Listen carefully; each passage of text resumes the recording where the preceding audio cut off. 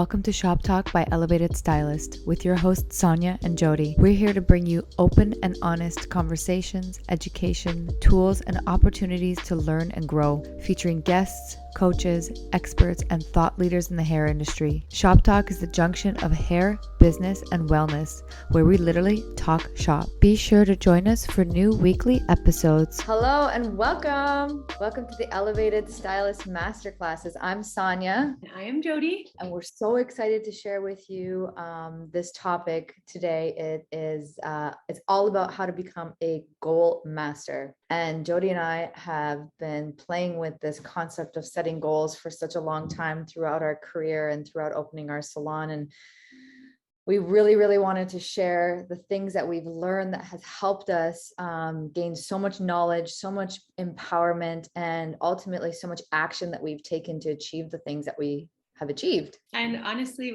I think goal setting is one of the biggest things that we struggle with as humans. We know we want to do things, but we don't know how to get there. And I think that's one of the most frustrating things in life, is knowing that you want something and not knowing how to get it. Yeah, absolutely. And I'm sure you guys have all heard about this concept of a SMART goal, and it's being used widely across the professional self-development industry. And it stands for specific, measurable, actionable, relevant, and time-bound, which is great, which is a really great tool. And it's been used by a lot of people. We've used it ourselves. Yeah. And so we thought of, how can we elevate this? How can we elevate this acronym and make it a little bit more specific to the type of things that we want to achieve? And, you know, at Elevated Status, we're really big on mindfulness. We're really big about balance and wellness.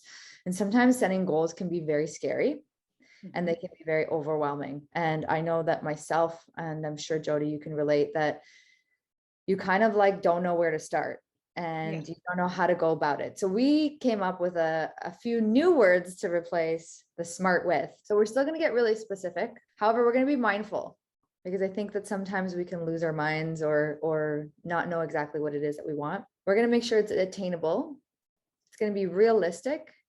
And the final thing that we both really love is trust. We're gonna talk a lot about building trust throughout this goal setting process. Yeah, because we have 3 important steps that we want to share with you today about goal setting, and they're a little bit non-traditional. They're a bit new, but it's something that Sonia and I have come across in the last year that honestly has been a huge breakthrough for both of us. So one of the first things that we wanted to share with you is how to build trust with yourself, because goal setting is like making little promises to yourself. And when we make promises to ourselves that we don't keep, we end up losing trust with ourselves. And that's something that has been an aha moment for me this year, is not having trust with myself has really hindered me in achieving my goals. Because I don't know about you, Sonia, but have you ever had somebody who you love constantly let you down? Or if you had somebody that you loved constantly promising you things, that you're going to show up or that you're going to do something, if they were promising you those things, would you trust them? No, absolutely not. I'd be like, yeah, like if they were like, I promise I'll pick you up at 6, like, and they've said it a million times, are you going to know that they're going to be there at 6 to pick you up? Yeah, you're not going to believe it. No, you're not going to believe it, and you're not going to trust it. You're not going to trust that person. And that's what happens with us, is that we lose the trust with ourselves over many years of saying that we're going to do something and then not doing it. And that's what the light clicked. I was like, this is what it is that I have no trust with myself, absolutely no trust with myself, because I've set myself up so many times and not followed through or completed. And then at the end of it, I'm beating myself up. I'm saying, I knew I couldn't do it. And I'm going through all of this self kind of chat that is not great for us, because then what happens is when we want to complete another goal or make another promise to ourselves, our mind already knows that we're not going to do it. So it's so crazy the way that our mind takes in things and remembers what we're saying. And even if it's a little narrative that's going on in the back of your head and you're not even saying it out loud, your inner soul is hearing that. And it's like your mind is just like, nope, we're not going to do it. We're not going to complete this. So while you're trying to do this goal and work so hard, your mind's already fighting you and telling you that we're not going to do it. So what we've kind of come up with is building trust back with yourself.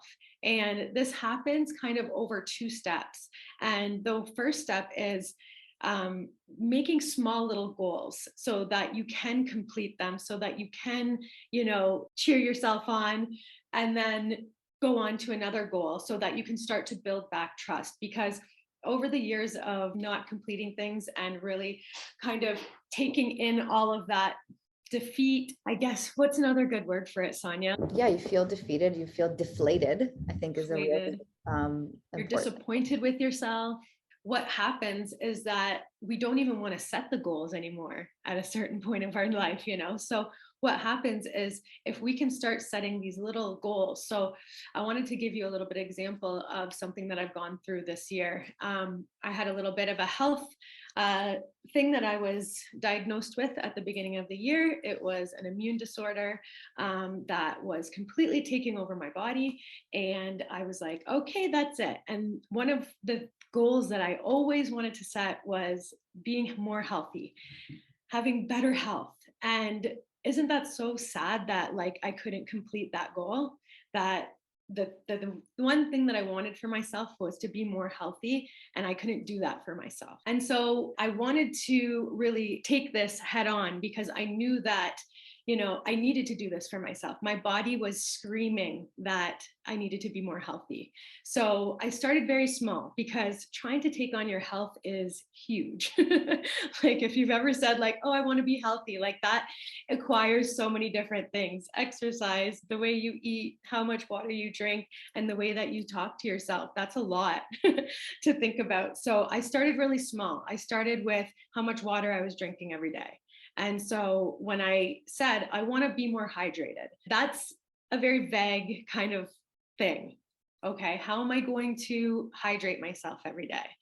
I'm going to make sure that I have enough water in front of me all the time. So I bought a big bottle and I carried it with me everywhere I went. And I drank every single hour enough water, and I just kept myself going. And every time I completed it, even if it was like at lunch and I had met my goal from the morning, I would be like, you know what, you did it. And you know what, you're going to do the next half of the day. And I would just keep reassuring myself. And then after a few weeks of doing that, I was like, I feel great. And I've been able to complete it. And it gave me the incentive, it gave me the motivation to keep going. And then I started tacking on other goals. Like I started talking on exercise. And I said there was 2 parts to this trusting yourself. The first is doing the small little goals and finishing them. The second big one is the way that we speak to ourselves. Because the way that we speak to ourselves, I don't know if you guys have ever looked in and heard the things that are going on inside of your head. Some of them are crazy. Some of them are really, really mean. And when we're not doing so well, we really hammer on ourselves. But when we are doing well, we need to really make sure that we're giving ourselves the pat on the back. We need to be our own cheerleaders, because if we can be in the corner being like, you're doing amazing, keep going, that's what our self wants to hear. That's the reassurance, that's the love that our self needs to be able to complete these goals.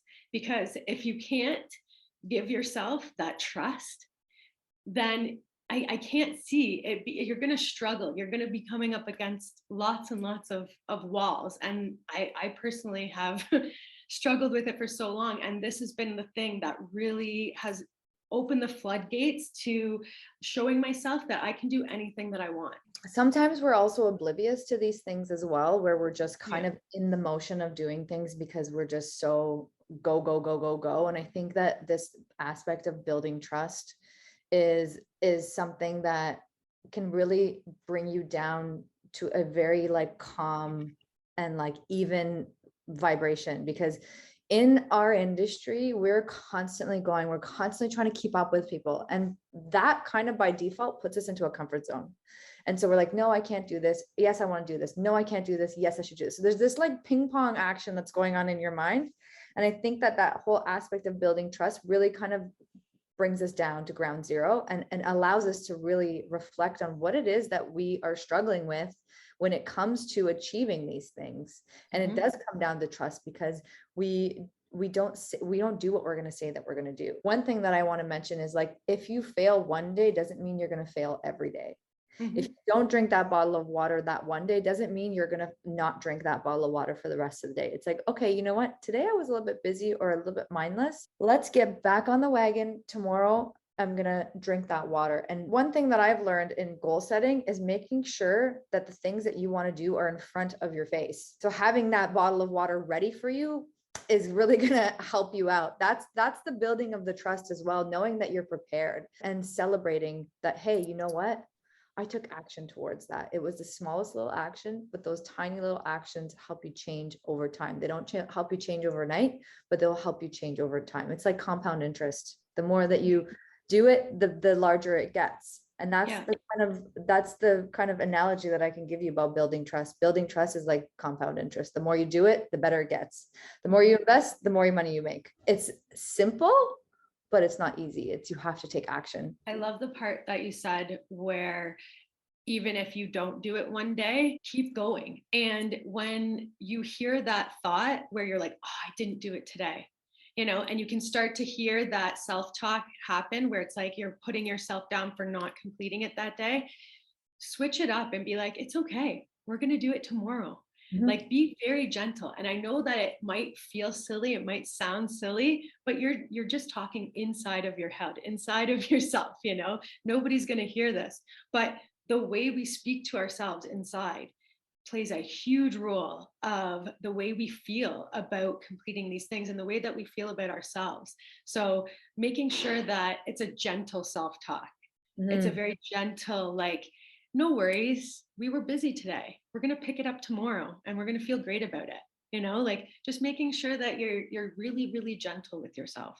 Yeah. And self-talk is something that I think is like and it's like the evolution of it is going to be forever. And the one thing that I always remember that somebody once told me was, would you say that to your child? Would you say that to like a little girl in school that failed her test? Like, oh, you suck, you're stupid, like you're an idiot. Like, you would never say that, because you know that how crushing that is to a human being, So think of that little inner person that's inside you that you don't want to hurt. We want to hurt ourselves as adults for some reason, but we would never want to hurt our inner little girl or little boy. So think of that little person that's inside you that is cheering you on and that really just needs your reassurance, that needs your guidance. Be like, you know what? It's all good. You did your best today. It may have sucked, but it's all good. We're going to kill it tomorrow and just have fun with it. I laugh at myself constantly. Now I've turned it into an inner comedy dialogue where it's like I'm telling myself funny jokes. I'm like, okay, like that sucked, but how can we learn from this? And like, how can we move forward? That's all you can do. Some of the talk that I kind of replaced when I would start completing things was, I'm so proud of you. Another day down, we're doing great. I knew you could do this. You are so strong. I believe in you. This makes us feel so good. I know it feels hard, but it will feel better when it's all done.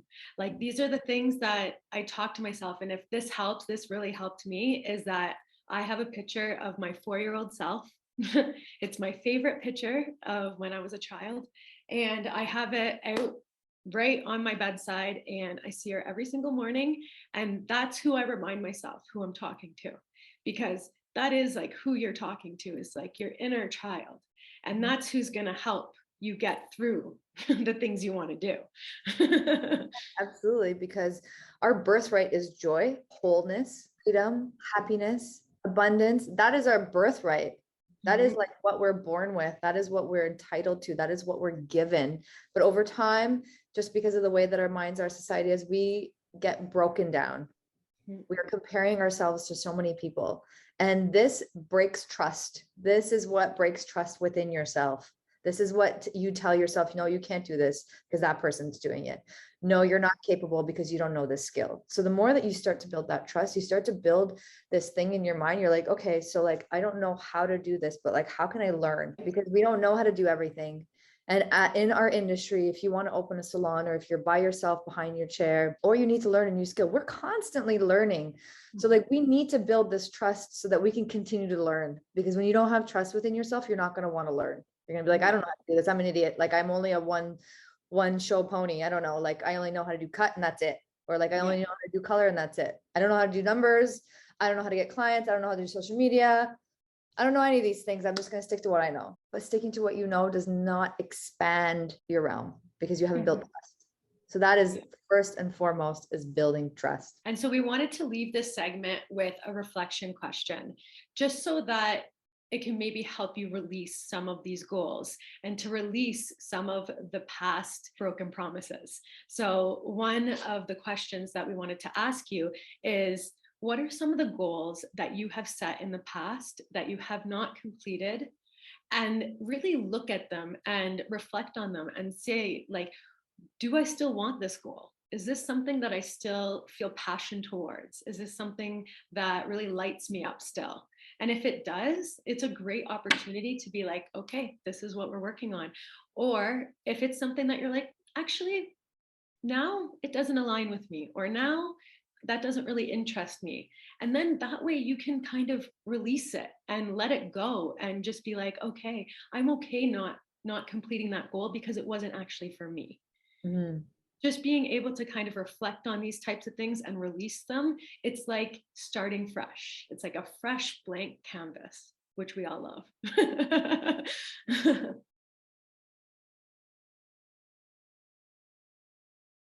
All right. I hope you guys enjoyed that first segment.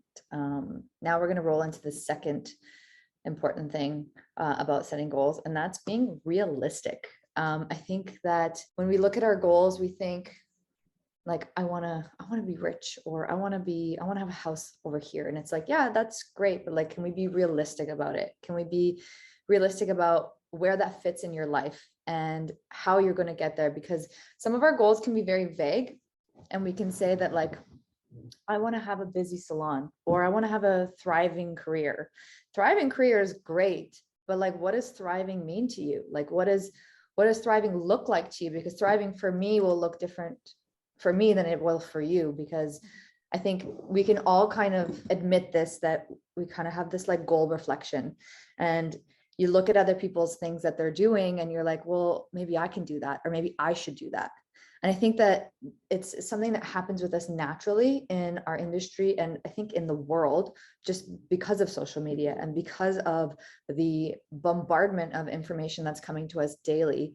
We don't really have that, like, we're not honed in and focused on what's realistic for us. For this part of what we want to talk about is getting back to that SMART goal. So being very specific, having it be mindful. As you know, we love mindfulness. So having that mindfulness and having that like presence and like really understanding how that goal is going to make you feel, and like building that trust again is what's going to keep that SMART goal really locked in. Is it attainable? Like, by attainable is not something to think about like, I'm not able to attain 7 figures. Maybe you're not able to attain it in the first year, but maybe you can work towards it. So it's like, think about what is attainable for you in this short period of time, and setting a goal that is not like a 5-year goal. 5 years, a lot can change. I can't even tell you like what I thought of 5 years was going to be. This was not it. This is definitely not it. What I thought was, I was like, what's your 5-year goal? I don't know. I don't know what 5 years holds, but I can tell you what my 3-6-month goal is and what my 1-year goal is, because that 1-year goal is going to get you closer to that 5 years. Maybe your final goal is financial freedom, but that is a tall mountain to climb. So you have to set realistic expectations on the way. And R standing for realistic, as we just spoke about, and T, building that trust. So these things all go together when it comes to setting your realistic expectation for your goal. Small, like what you were saying, like small steps lead to big goals. Like we always think like a goal is like one big action, but it's all the little tiny steps that it takes to get to that big action that really, it's the small steps that matter. Those are the ones that count. So it's really being able to break them down and to see like, how am I going to attain this goal? Yeah, absolutely. And like, there's a couple of questions that have come up, and one of them is like, where do I start? Where do I start with this goal, right? What's one goal that you wish that you wanted to complete, which we talked about in the previous segment? And so when you're thinking about your goals, I want you to get specific. I want you to take a moment, grab a pen and paper, and I want you to write exactly what it is that you want. So get really specific. So when you say that I want to be busy behind the chair, I want you to ask yourself, what does busy look like? Does busy look like 10 clients a day? Or does busy look like 5 clients a day? Does busy look like 5 days a week, or busy look like 4 or 3 days a week? So really getting an understanding of where you're at in your mind when it comes to that goal, because we can all say we can be busy. We're actually already busy if you think about it. Life is already busy. We're doing a lot of things. Salons are very fast paced, but we're not actually moving the needle, right? So this is where that specific aspect comes to it, because it's really going to get you focused on moving the needle. So when you're like, okay, maybe I want to work 4 days a week and I want to do 5 clients a day and I want to make $1,200. It's been proven that when you write something very specific down, you are 75% more likely to complete it than when it's like in your head. When you're like, yeah. And even if it's just in your head and it's specific, you're 30% more likely to complete it than if it was like, I just want to be busy. And so what happens if you say you just want to be busy is that you're just going to be wasting time. Essentially, be mindful about it. Be mindful and understand where you are in the present moment to make that happen. So if you're in the beginning of your career, yeah, maybe $1,200 is not realistic. Maybe you can be present and you'd be like, okay, well, I'm working towards it. Maybe I want to work 4 days a week, but I want to do, instead of 2 clients, I want to speed it up and do 3 clients. Right? So like really take some time and do this self-investigation and this self-reflection and really dissect what's happening in your present day, because that's what's really going to help you create a goal that's realistic and attainable. Instead of looking at somebody's, 10 year down the road, like we've been doing here for 20 years. You can't look at my career and be like, I want to work 1 day a week and make $2,000. Right? So be really realistic about it and be like, yeah, that's my maybe 5 years down the road goal. But for today, or this next 3 months, this is the small goal that I have. I want to speed up my time. I want to add 1 more client in, and I want to be happy going to work. I want to enjoy this. I want this to bring me joy. Yeah. And breaking it up, and it's like making a roadmap, right? Like when we write it down and we break it up and say like, how much are my cuts? Okay, they're $50. Okay, so being realistic, if I want to do 3 clients a day, that means I'm making $150. So that's the goal, not 1,000, because that's not realistic.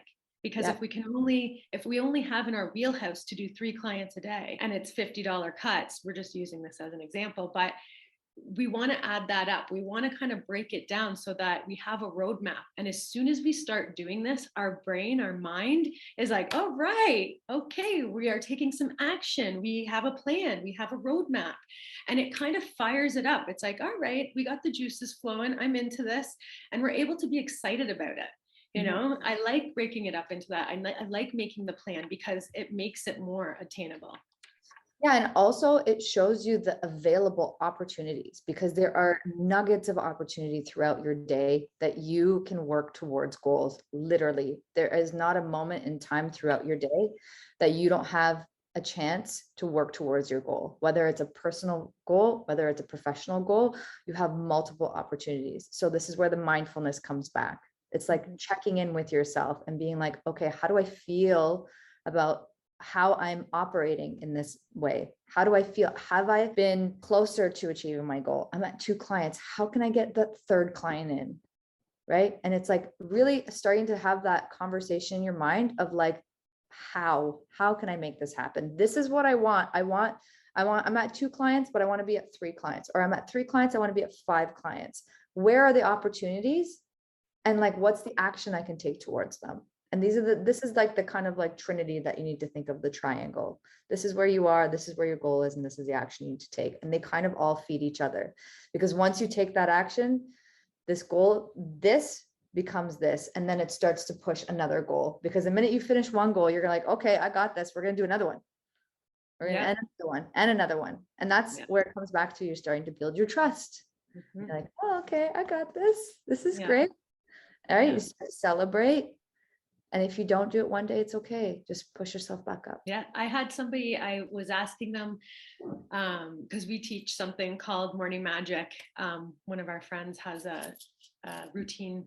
And I was asking one of our clients, like, how's the morning magic going? Are you doing it? And she said, sometimes I don't know what to write, so I don't do it. And I said, you know what? That's okay if you don't know what to write. All you write down is, I don't know what to write today. And that's okay. Like, write anything, do anything, but be okay with it and be very gentle with it. Yeah, that's about being present, right? I think that we want to be everywhere but inside ourselves. We want to be everywhere but the present moment. And like, the one thing I want to preface about goals is that goals will always be in the future. That's the thing about them, right? That's the thing about them. Goals are always over there. They're like looking at us. They're like, I know you want me, come over here. But being gentle and being mindful about the fact that you recognize that it's over there. And what you can do is ask yourself, how can I bring it closer to me instead of me going closer to it? Because that's what happens is we want to go after it. And when you're going after it is you're always chasing it. But how you can ask yourself, how can I bring that towards myself? How can I become more mindful? What can I incorporate in my day that is going to help that come closer to me? Because ultimately we have that power to bring it closer to us, because we are the one that's holding that vision of that goal. It's not holding us, we're holding it. So having that kind of like idea of like, okay, how can I bring this closer to me? How can I make this happen? And that's the presence of being with your goal and like understanding where your goal is in time and space. So really kind of sitting down, reflecting what the goal is, how much time you want to commit to it, how much time will it take to complete it? Like, when do you want to complete it? Like, really kind of breaking it down and making that roadmap for yourself so that you can sit there and be like, okay, I have a plan. It's not just this like thought in our head. It's that we've actually put it on paper. We've reflected about it. We understand why we want it. That's the other big thing too, is like, why do you want it? Why do you want to achieve this goal?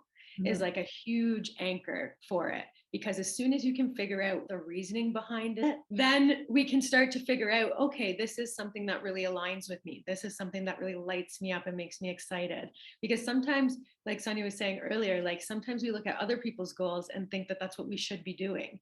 But maybe that thing doesn't really like resonate with us, or maybe it doesn't align with us, but it looks nice. And that's fine that somebody else's goal looks nice, but maybe it's just not for us. And sometimes too, I have to say, you might need to do it. Like you might really need to do it. Like, for example, I hate going to the gym. I hate working out, like with all my, every bone and every nerve in my body. I hate it. But I know that as I get older, I'm going to be losing muscle mass. So like, I have to do it. Like I have to exercise and I have to take that action towards even once or twice a week lifting weights, because in our industry, you know that the degradation that happens on your body is immense over time. And you start to lose that strength. So yeah, I have to do it. Sucks, but I have to do it. And that's the part of being realistic, is like, I'm realistic that I have to do this. And the way that I look at it is, how can I make it fun? How can I make this enjoyable? So I go into the gym in my building and I bring my big speaker and nobody's ever there. I blast it and I dance around, and then I start to lift the weights. I'm like, okay, now I'm ready, because I'm already there. When you get there, it's not like you're going to give up on yourself. So it's like along the way, make it fun. I wish there was like an F in smart so you can make it fun. Yeah. You have to have fun, because when you don't have fun, you're not going to continue to do it. It's the same thing with trust. Trust and fun kind of go hand in hand. Like little guys bopping around. They're like, okay, let's go have fun. And kind of like narration that happens within your mind, body, and soul to help you continue forward. So we wanted to leave you with this another reflection question for this segment is, what is it that you want out of this life that you're living? And how can your business and your career support you? This is something that's come up for us a lot, because I think that we think of the reverse is, how can I support this career? How can I be better in this career? And ultimately it leaves us kind of by the wayside, and we don't really achieve the things we want in life. And this segment is not just about hair goals. It's about life goals. It's about how you want to live your life. Do you want to have, how you're going to have more joy? How are you going to achieve the things that you want to achieve? And this thing that is our career is the medium. This is how we're expressing this. And this is what is feeding us back. So take a moment, and it's a pretty deep question. It might take you a little bit of time, or you might be really quick with answering this. It's like, how do you want this career to support the life that you desire? And just, we'll leave you with that.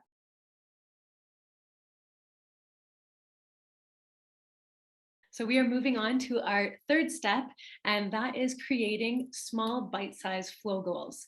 And we were kind of mentioning it before in the last couple segments, but creating little bite-sized flow goals are the things that are going to really help get you to where you want to go. Because what we can do is we can be very overwhelmed with all the things that we need to do. We've created our plan, we have our roadmap, and then we're like, like there's so much stuff on this paper. But that's okay, because goals usually take a million different little steps. But that's why we call them little bite-sized flow goals, because if we look at them like that, they're more achievable, they're more realistic, they're more like, okay, I can call that electrician today. That's on my list this week. I can call the electrician today. Or, I can go and look at a listing, or I can message a couple new clients, if they want to come in. Like, creating little tiny flow goals throughout your day. So looking at your week and saying, what is something in this week that I can do that will bring me joy and help complete my goal?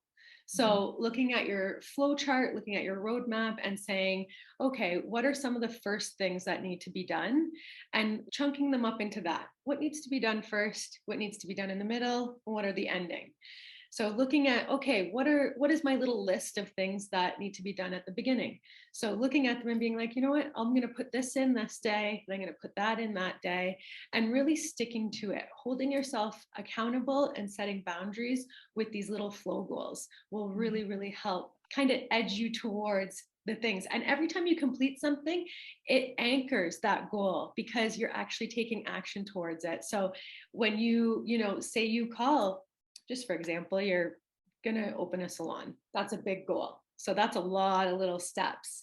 But every time you call that electrician or go and look at that location or that suite, you're anchoring that goal, because you're like, oh yeah, I do like that suite. I'm going to put an offer in on it. Or, I have my sinks coming in this week, or like making sure that we have all these little goals set up, because every time we complete one, it anchors that goal, because we've already started something, so why not continue it?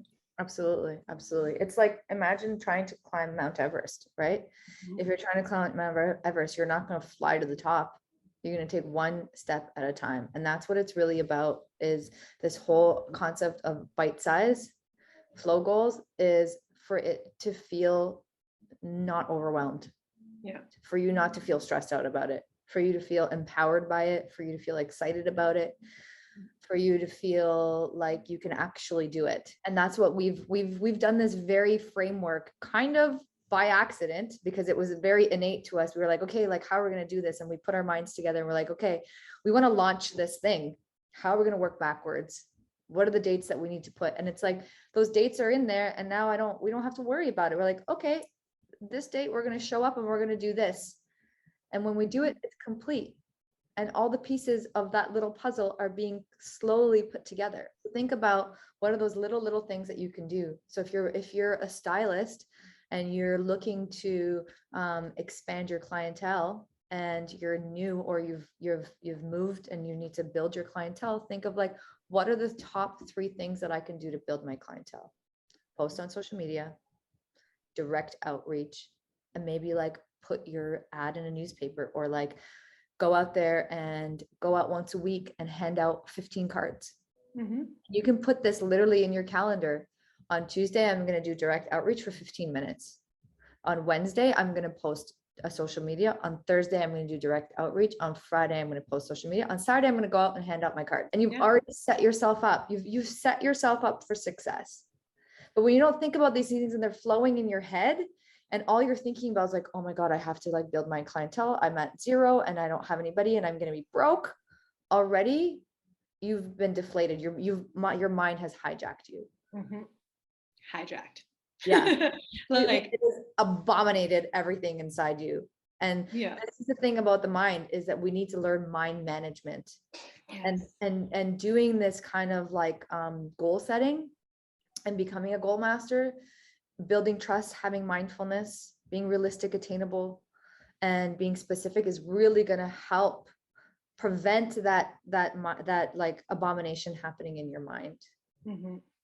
Yeah, it's so true, because we can feel very overwhelmed by that same thought, running. And then it starts to create this tension and anxiety and depression, and all these bad emotions come out of the goal sitting there and ruminating in your mind. But when you're actually sitting there taking action in it, and when you're in the goal, you're able to feel confident, like Sonia said, feel empowered, feel like you're getting shit done, feel like, you are taking control of your life, taking control of this goal. And when you start to master your mind and master these goal setting, it's something that you're like, oh, this is amazing. It starts to feel really, really good. It starts to feel really easy. It feels really like in a flow. So the little bite-sized flow goals really, really help to kind of start your goal, get it started, keep it on track, and really position you for success. Yeah. One thing I also want to mention too is for those of you who are already busy and you feel like I'm too busy for more goals, right? This kind of happens. Like I'm like a goal digger. I'm like more goals. And it's like, yeah, but at some point there's only so much time that you have, and there's only so much energy that you have. So really, I give you the opportunity to look at what's keeping you busy and how can you simplify so that you can amplify, because we can do a lot of different things in this industry. We can become educators, a salon owner. We can do, we can be busy behind our chair. There's so many things that we can do, but think to yourself, what is the most impactful thing that I can do? How is this going to drive forward? How is this going to support the life that I want? I'm someone who can probably have 15 careers if I wanted to, if I had the time to, but I don't. And I have to get really realistic with myself and say that, okay, these ideas that I have, maybe it's not the time yet.